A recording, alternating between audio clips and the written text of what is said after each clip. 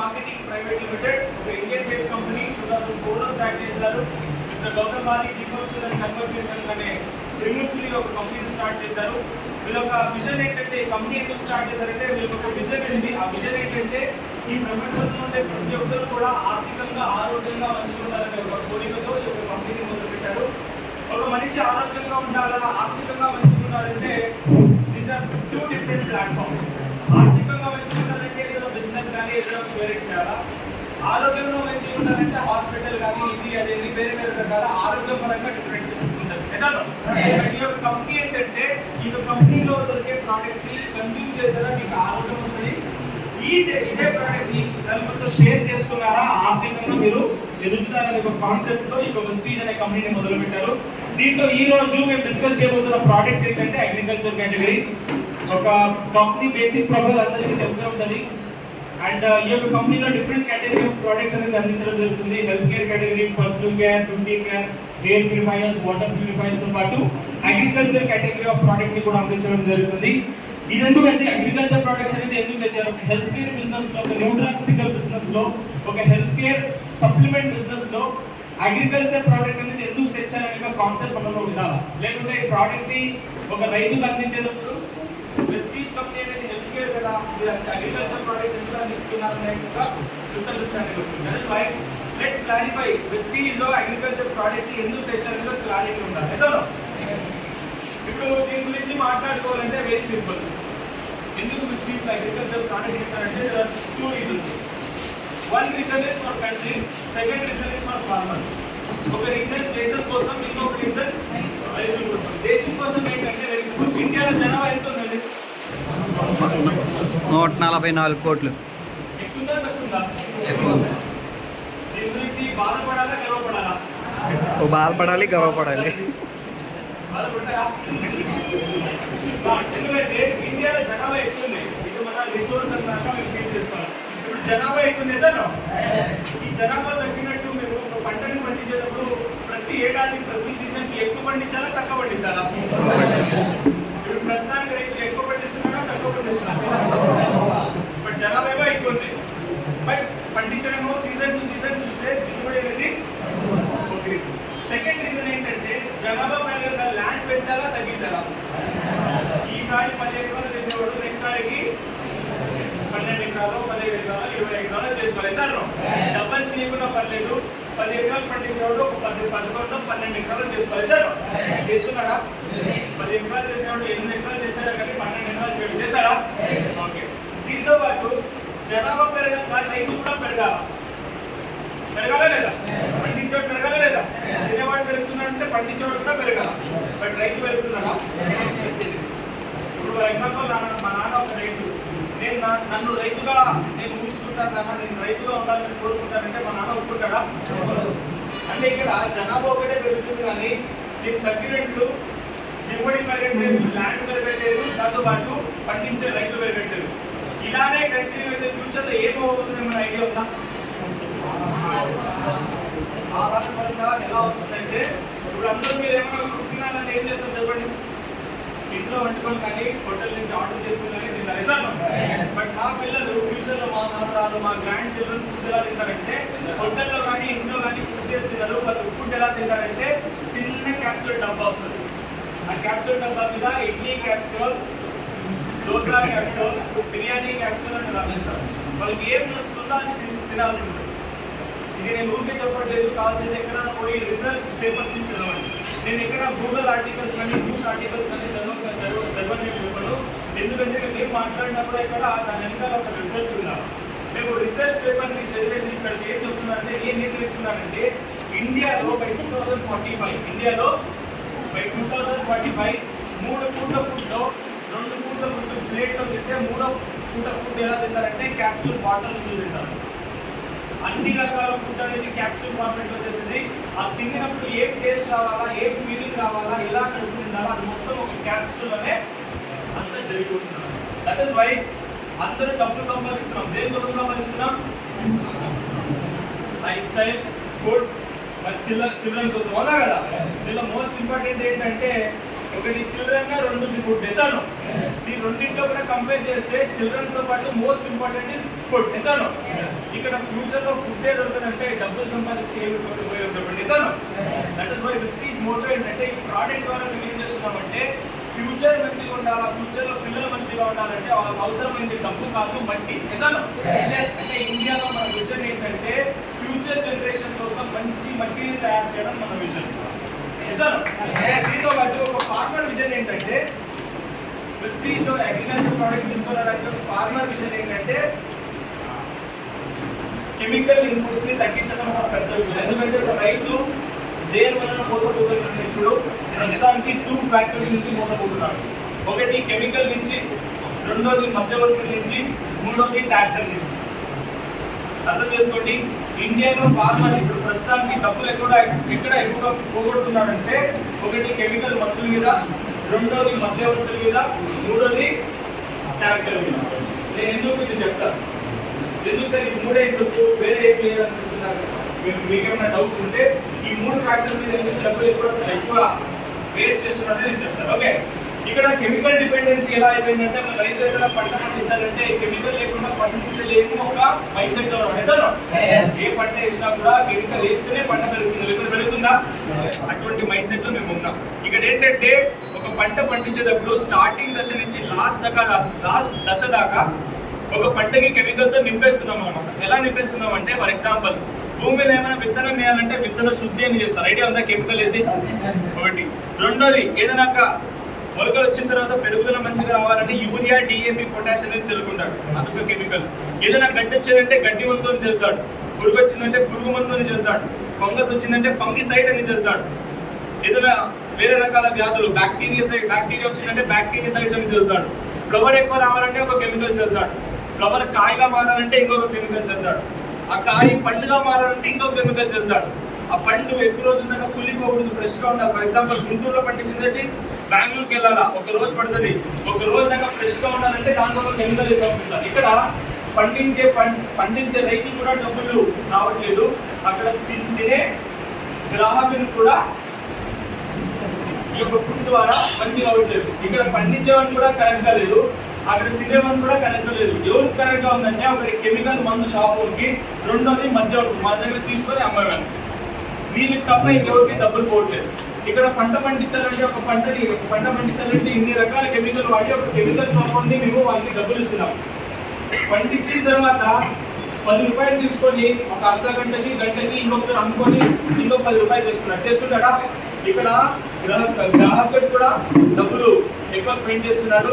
ఇక్కడ మధ్యవర్తులు మాత్రమే ఎక్కువ డబ్బులు తీసుకుంటున్నారు, కానీ ఇక్కడ పండించేవాడు తినేవాడు ఎవరికి ఉపయోగం లేదు. దట్ ఈస్ వై డిస్ట్రిబ్యూషన్ ఏంటంటే ఎక్కువగా కెమికల్ లేకుండా తక్కువ కెమికల్ వాడి పంటని పండించడం ఎలా అనేది ఈ యొక్క ప్రోడక్ట్ ద్వారా మేము నేర్చుకుంటాం.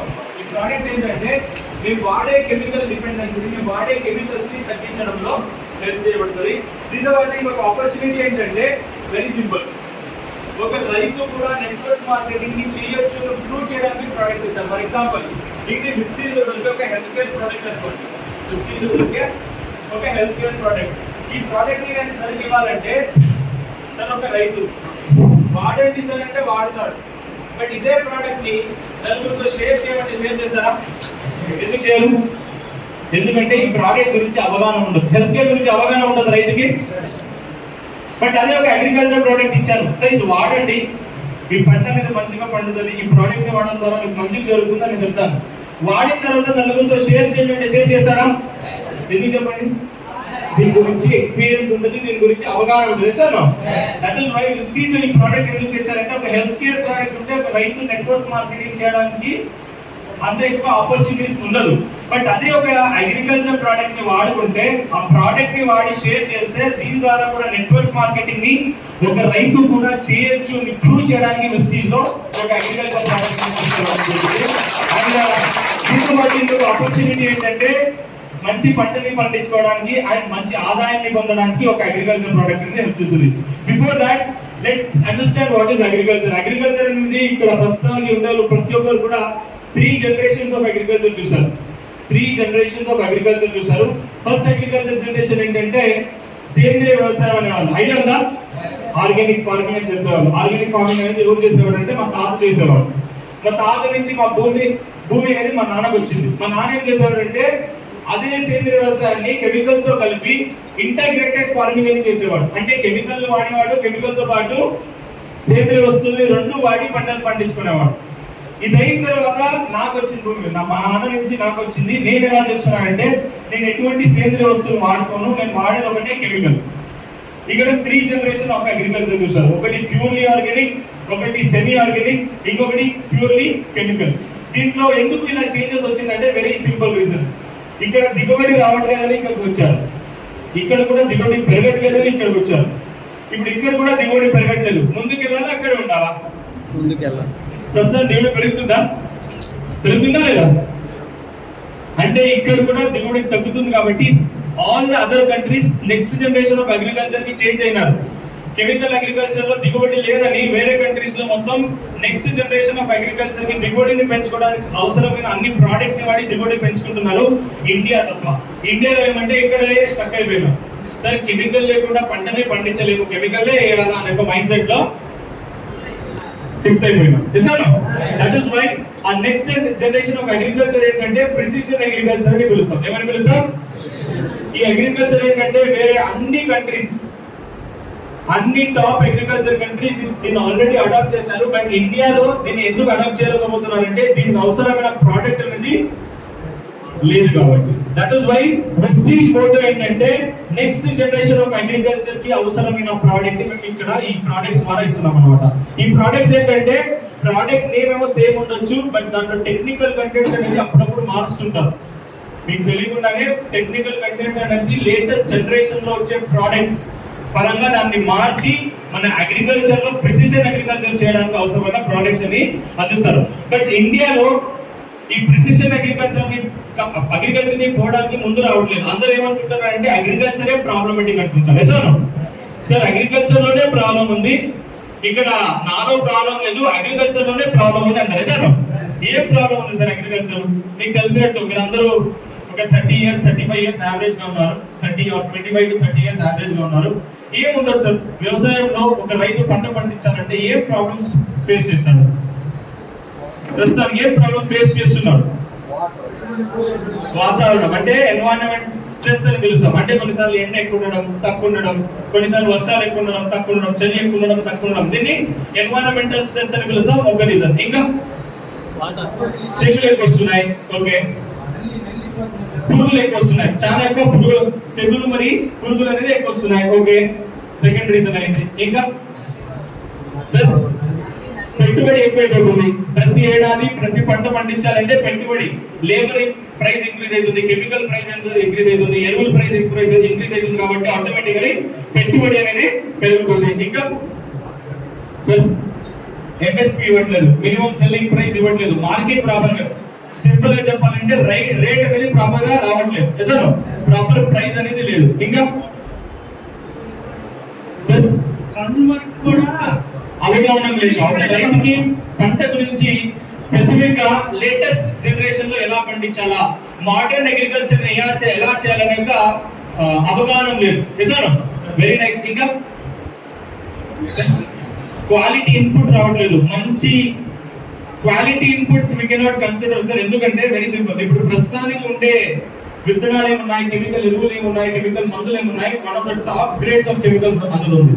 ఇన్పుట్స్ అనేది ప్రాపర్ ఉంది, బట్ కొన్ని ప్లేసెస్ లో కల్తీ విత్తనాలు అనేది వస్తుంది, కల్తీ మందులు అని వస్తుంది. That is the reason. కల్తీ మందులు, కల్తీ విత్తనాలు అనేది ఒక ప్రాబ్లం. ఓకే, ఇంకా లేబర్ ప్రాబ్లం ఎక్కువ ఉంది.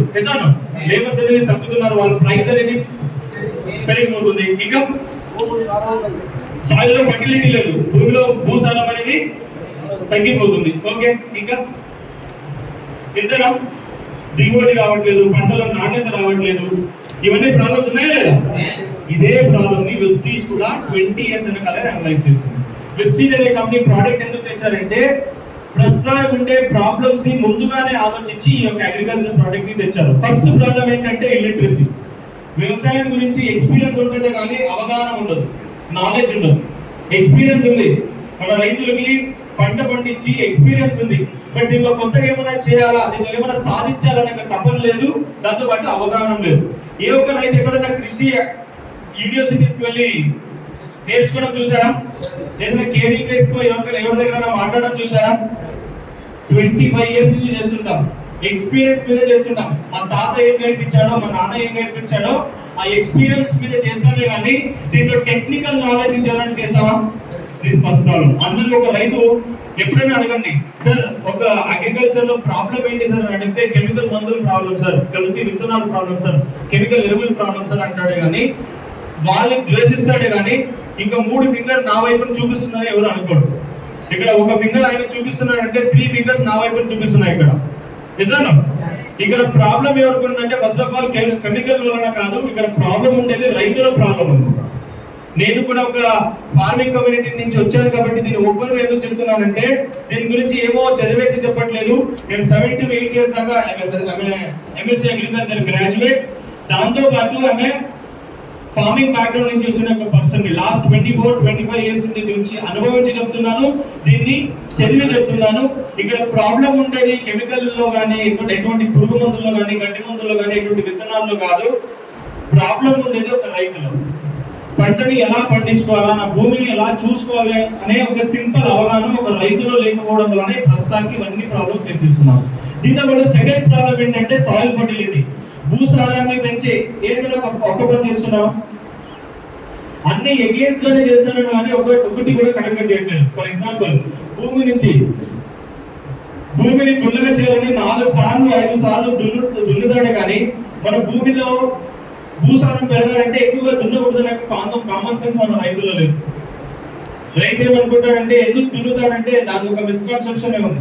ఎందుకంటే ఒక ట్రాక్టర్ అనేది ఒక పెద్ద మాఫియా. మా దగ్గర కూడా ఒక ట్రాక్టర్ ఉంది, మేము కూడా దాన్ని అద్దెకు పంపిస్తాం. దీన్ని ఓపెన్ గా ఎందుకు చెప్తున్నాం అంటే ట్రాక్టర్ అనేది ఒక పెద్ద mafia India.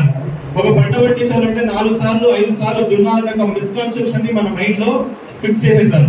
First of all దున్నడం ఎందుకు దున్నుతారంటే ఒక రీజన్ సీడ్ బెడ్ ని ప్రిపేర్ చేయడానికి, మేము వేసే విత్తనం అనేది మంచిగా లోపలికి పోవాలంటే ఒక రీజన్. రెండో రీజన్ ఏంటంటే భూమిలో ఉండే ఎగ్స్. ఫర్ ఎగ్జాంపుల్ మన పంటలో తెగులు వస్తాయి, మన పంటలో రకరకాల వ్యాధులు వస్తాయి, పురుగులు వస్తాయి. ఆ వ్యాధులు అనేది గుడ్డు ఎక్కడ పెడుతుందంటే ఎగ్స్ ఎక్కడ పెడతాయంటే ఒకటి లీఫ్ మీద, రెండోది మట్టి లోపల. ఎందుకు మేము దున్నాలంటే ఎస్పెషల్లీ సమ్మర్ లో ఎందుకు దున్నాలంటే దాన్ని సన్లైట్ కి ఎక్స్పోజ్ చేయడానికి దున్నాలి. బట్ ఇక్కడ రైతు ఏమనుకుంటాడంటే ఎందుకు దున్నాలంటే భూమిని గుల్లగా చేయడానికి దున్నాలంటాడు. సార్ భూమిని గుల్లగా చేయాలంటే ఓన్లీ పైన గుల్ల చేస్తే సరిపోదు, ఎందుకంటే రూట్స్ అనేది ఓన్లీ పైన వైపు ఉండవు. అందరూ ఏమనుకుంటారంటే ట్రాక్టర్ లో దున్నడం 1 feet 1.5 feet దున్నుతారు. మన పంటలో వేలు అనేది ఒకటి కానీ 1.5 feet కానీ ఉండవు. అది ఎంత ఫీట్ దిగుతుందంటే మినిమం 4 to 5 feet, దాదాపు 1.5 meter దాకా దిగుతుంది. ఇక్కడ భూమిని గుల్లగా చేయడానికి పైన కాదు భూమి లోపల గుల్లగా చేయాలి. రైతు మిస్కాన్సెప్షన్ ఏంటంటే పైన దున్నేస్తే చాలు భూమి మంచిగా గుల్లగెత్తుంది అనుకుంటారు. ఇక్కడ 4 to 5 ton మెషినరీస్ ని వాడి రైతు భూమిని ఇంకా టైట్ చేస్తున్నాడు కానీ లూజ్ చేయట్లేదు. ఇది అందరూ మేము అర్థం చేసుకోవాలి. అండ్ థర్డ్ రీజన్ ఏంటంటే ఇంప్రాపర్ న్యూట్రియంట్ మేనేజ్మెంట్. ఇప్పుడు అందరూ ఫుడ్ తింటారా? చాలా ఏమేమి తింటారండి? కామన్ అన్ని రకాల food, rice, curry, chicken, mutton, fish, vegetables ఇవన్నీ తింటామా లేదా? ఇవన్నీ ఎందుకు తింటారు? ఓన్లీ అన్నం ఎందుకు తినకూడదు? ఇప్పుడు అన్నం తిన్నా కూడా కడుపు నిండుతుంది. బట్ అన్నంతో పాటు ఎందుకు కూరగాయలు తింటాం? ఎందుకు చికెన్, మటన్ తింటాం? ఎందుకు ఫిష్ తింటాం? ఎందుకంటే మన బాడీకి ఎన్నో రకాల పోషకాలు అవసరం ఉంది. Carbohydrates, proteins, vitamins, minerals, fats, lipids, amino acids ఎన్నో రకాల పోషకాలు అవసరం. అలానే మన పంట కూడా ఎన్ని రకాలు అవసరం ఉంటుందంటే 17 రకాలు. ఎన్ని రకాలు? ఈ 17 రకాలు ఒక రైతు ఎంత ఇస్తున్నాడంటే 3. ఒకటి యూరియా, రెండోది డిఏపి, మూడోది ఈ 3 ఎలా అంటే అన్నం ఉన్నట్టు, ఉత్త అన్నం ఉన్నట్టు. ఉత్త అన్నం తింటే ఏమైందంటే కడుపు నిండుతుంది, కడుపు పెరుగుతుంది. దేహం పెరుగుతుందా? మన బాడీలో హెయిర్ పెరుగుతుందా? అన్నం తింటే హెయిర్ పెరుగుతుందా? మన బాడీలో రోగనిరోధక శక్తి పెరుగుతుందా? అలాగే పంటలో కూడా అంతే. యూరియా, డిఏపి, పొటాష్ అనేది చెట్టు పెరుగుదల రావడానికి కానీ మన మొక్కల్లో ఎటువంటి దిగుబడి ఎక్కువ రావడానికి కాదు, మన పంటలో రోగనిరోధక శక్తి రావడానికి కాదు. ఒక రైతు అర్థం చేసుకోవాల్సింది ఏంటంటే మన పంటకి ఎన్నో రకాల పోషకాలు అవసరం ఉంటుంది, దాని ప్రకారంగా పోషకాలను అందించడం మన బాధ్యత. ఇది మన రైతులకు తెలియదు. Third reason. ఫోర్త్ రీజన్ ఏంటంటే అగ్రికల్చర్ లేబర్ ప్రాబ్లం. రేట్ ఎక్కువ ఇవ్వడం, దాని వల్ల సంఖ్య అనేది తగ్గిపోవడం ఒక పెద్ద ఇష్యూ. అండ్ అగ్రికల్చర్ లేబర్స్ ఎక్కడ ఎక్కువగా వాడతారు? ఏమైనా ఐడియా ఉందా? ఫర్ ఎగ్జాంపుల్ ఇక్కడ ఎక్కువగా మిర్చి పండిస్తారు సార్. మిర్చి పంటలో ఎక్కువగా లేబర్స్ ఎక్కడ వాడతారు? కలుపు తీయడానికి, హార్వెస్ట్ చేయడానికి. సార్ కామన్ గా దీనికి ఎక్కువ వాడతారంటే కెమికల్ స్ప్రే చేయడానికి వాడతారు. ఇది కావాల్సింటే కౌంట్ చేసుకోండి. కలుపు తీయాలంటే ఒకసారో 2 సార్లు ఒక ఎకరానికి ఒక 10 మంది వాడుకుంటారు. బట్ అదే కెమికల్ స్ప్రే చేయాలంటే ఒక మిర్చి పంట 3 నెలలు కానీ 4 నెలలు కానీ ఉంటుంది. ఈ 3 months లో మినిమం ఒక వారానికి ఒక 2 సార్లు స్ప్రే చేస్తారా? 2 times. ఒక మంత్ కి 8, 3 months కి. అంటే ఇక్కడ పంటలో కలుపు తీయడానికి ఎక్కువ కెమికల్ ఎక్కడ లేబర్స్ వాడతారంటే కెమికల్ స్ప్రే చేయడానికి వాడతారు. సార్ మేము వెస్టీజ్ ద్వారా ఇటువంటి ప్రోడక్ట్ ద్వారా ఇటువంటి లేబర్ ప్రాబ్లమ్ ని కూడా షార్టేజ్ ని తగ్గించడానికి కూడా ఈ ప్రొడక్ట్స్ అనేది పనికొస్తుంది. నెక్స్ట్ రీజన్ ఏంటంటే అగ్రికల్చర్ లో ఒక పెద్ద ప్రాబ్లం ఏంటంటే ఎన్వైరన్మెంటల్ స్ట్రెస్.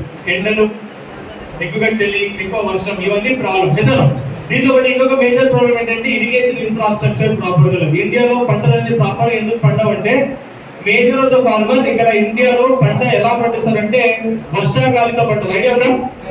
ఎక్కువగా రెయిన్ఫాల్ డిపెండెంట్ క్రాప్ అని పిలుస్తాం. వర్షాకాలిక పంటలు అనేది ఎక్కువగా పండిస్తారు. ఇలా ఉండడం వలన 70% ఇలా ఉండడం వలన పంట అనేది కంప్లీట్ గా రెయిన్ఫాల్ మీద డిపెండ్ అయ్యింది. మన దగ్గర ఎటువంటి ఇరిగేషన్ ఇన్ఫ్రాస్ట్రక్చర్ లేదు. ఒక దగ్గర ఒక 1 బోర్ ఉంటే ఒక 1 బోర్ లో 1 ఎకరా కానీ 2 ఎకరాలు కానీ మెయింటైన్ చేస్తారే కానీ దానికే డ్రిప్ వేసి 10 ఎకరాలు మెయింటైన్ చేయొచ్చే ఒక అవగాహన ఉన్నా కూడా దాన్ని ఇన్వెస్ట్ చేయడు. ఓకే, 1 inch వాటర్ ఉంటే 1 or 2 inch వాటర్ ఉంటే మినిమం ఏం లేదన్నా కూడా ఒక 10 acres దాకా మెయింటైన్ చేయొచ్చు. బట్ అదే 1 or 2 inch వాటర్ ఉంటే కాలువలో నీళ్ళు ఇవ్వాలంటే 1 ఎకరా కానీ 2 ఎకరాలు కానీ మెయింటైన్ చేయొచ్చు. దీనికి ఎక్కువగా మెయింటైన్ చేయాలి. అంటే ఇక్కడ ఇరిగేషన్ ఇన్ఫ్రాస్ట్రక్చర్ అనేది ఒక పెద్ద ప్రాబ్లం. దీంతో పాటు ఎక్కువగా తెగులు రావడం, ఎక్కువగా పురుగులు రావడం, దీన్ని ఎలా మేనేజ్ చేయాలి అనేది తెలియకపోవడం. ఇక్కడ దీని వలన ఏం చేస్తున్నాడంటే రైతు ఒక వ్యాధిని, ఒక పురుగుని ఎలా మేనేజ్ చేయాలా దీని గురించి అవగాహన లేకుండా ఏం చేస్తున్నాడంటే డబ్బులు తీసుకుపోయి కెమికల్ అంగడికి డిపాజిట్ కడుతున్నాడు, కానీ దాని నుంచి ఎటువంటి ఉపయోగం అనేది రావట్లేదు. ఫర్ ఎగ్జాంపుల్, ఒక పురుగు వచ్చింది అనుకోండి, ఒక రైతు ఏం చేస్తాడు, ఒక పురుగు మందు షాప్కి వెళ్ళి అక్కడ ఒక పురుగు మందుని అడుగుతాడు. ఆయన 1 ఇస్తాడా, 2 ఇస్తాడా, 3 ఇస్తాడా? 2 కానీ 3 కానీ ఇస్తాడు. సార్ 2 కానీ 3 కానీ అమ్మి ఆయన బిల్డింగ్ పైన కడుతున్నాడు. 1 నుంచి 2 కానీ 3 బిల్డింగ్ పైన కడుతున్నాడు. ఆ 2-3 ప్రోడక్ట్ ఒక రైతు వాడి బిల్డింగ్ పైన కాదు బిల్డింగ్ లోపల కడుతున్నాడు. ఇంత డిఫరెన్స్. ఇక్కడ డబ్బులు ఎక్కడ పోతున్నాయంటే అక్కడ రైతుకు అవగాహన లేదు. ఇప్పుడు ప్రస్తుతానికి ఎన్ని రకాల కెమికల్స్ ఉన్నాయంటే ఒక మనిషి చనిపోతాడండి ఆ కెమికల్స్ పీల్చి, తాగి కాదు పీల్చి. ఇండియాలో కర్ణాటకలో ఒక ఇన్సిడెంట్ జరిగింది. హాసన్ అనే ఒక డిస్ట్రిక్ట్ లో ఒక రైతు ఇలానే ఒక కెమికల్ స్ప్రే చేసి వచ్చాడు.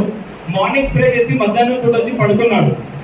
బట్ ఈవినింగ్ అయినా కూడా లేవలేదు. ఎందుకు లేవలేదు అని పోయి టెస్ట్ చేస్తే ఆయన చనిపోయినాడు. పోస్ట్ మార్టం రిపోర్ట్ లో ఏం తెలిసిందంటే వాళ్ళ ఇంట్లో ఏమో హార్ట్ అటాక్ అయిందని అనుకున్నారు. బట్ అన్ఫార్చునేట్లీ ఏమైందంటే కెమికల్ పీల్చడం వలన చనిపోయినాడు. ఒక దేహాన్ని చంపే కెపాసిటీ ఉండే పురుగు మందు చిన్న దోమని చంపదా? ఇక్కడ అందరూ ఏం చేసిస్తారంటే కెమికల్ మందులు ప్రాపర్ గా లేదని చేసిస్తారు. సింపుల్ గా అర్థం చేసుకోండి, క్లియర్ గా అర్థం చేసుకోండి. మేము వాడే కెమికల్ అనేది చెడ్డ కావు. క్లియర్. మేము వాడే పురుగు మందులు కానీ, మేము వాడే యూరియా కానీ, డిఏపి కానీ, పొటాష్ కానీ చెడ్డది కాదు. దాన్ని వాడే విధానం చెడ్డది, దాన్ని వాడే మోతాదు చెడ్డది. క్లియర్. ప్రతి ఒక్కరు కూడా ఇది తెలుసుకోవాలా. ఎందుకంటే ఫర్ ఎగ్జాంపుల్ ఈ మొబైల్ ఫోన్ మంచి కోసం వాడుకుంటే మంచిదే చేస్తుంది, చెడ్డదని వాడుకుంటే it depends how we use this phone. అవునా కదా? అలానే ఒక కెమికల్ కూడా అంతే. దాన్ని ఎలా వాడుకుంటారు అని మీరు తెలుసుకున్నారా, ఎలా వాడుకోవాలని నేర్చుకున్నారా, దాని నుంచి ఉపయోగం ఎక్కువ వస్తుంది కానీ దాని నుంచి డ్యామేజ్ ఎక్కువ కలిగింది. సార్ అండ్ దీంతో పాటు ఇంకొక మేజర్ ప్రాబ్లం ఏంటంటే కెమికల్ పెస్టిసైడ్ డోసేజ్ అనేది ఎక్కువ అవ్వడం, ప్రొడక్టివిటీ దిగుబడి అనేది తక్కువ అవ్వడం, పంటల క్వాలిటీ అనేది తగ్గిపోవడం అండ్ మార్కెటింగ్ ఫెసిలిటీ. మీరు ఇప్పుడు దాకా ఏమేమి రీజన్ స్టేట్ చేశారో అదే ప్రాబ్లమ్ ని మేము కూడా అనలైజ్ చేసి దీనికి అవసరమైన ప్రోడక్ట్ నే మేము ప్రెస్టీజ్ ద్వారా తెచ్చినాం అనమాట. ఈ ప్రోడక్ట్స్ ఏంటంటే ఈ అన్ని ప్రాబ్లమ్స్ ని సాల్వ్ చేయడానికి ఈ యొక్క ప్రోడక్ట్ ఉపయోగానికి వస్తుంది. ఈ ప్రాబ్లమ్స్ ని సాల్వ్ చేయాలంటే ఫస్ట్ ఆఫ్ ఆల్ ఒక రైతులో ఒక తపన ఉండాలి, దాంతో పాటు ఒక రైతులో ఒక అవగాహన ఉండాలి. ఇటువంటి ట్రైనింగ్స్ ద్వారా మేము ఏం చేస్తున్నామంటే మీలాంటి డిస్ట్రిబ్యూటర్స్ కానీ మేము ట్రైన్ చేస్తున్నాం. మీరు దీని గురించి నేర్చుకొని 4 రైతుల కోసం దీన్ని వాళ్ళ ఒక అవగాహన తీసుకురావడానికి ఒక హెల్ప్ చేస్తున్నారు అనమాట. This is how we are changing the society అనమాట. ఇప్పుడు ఈ యొక్క కేటగిరీలో మేము బిజినెస్ ఎందుకు చేయాలని కొంతమంది వచ్చింటారు. For example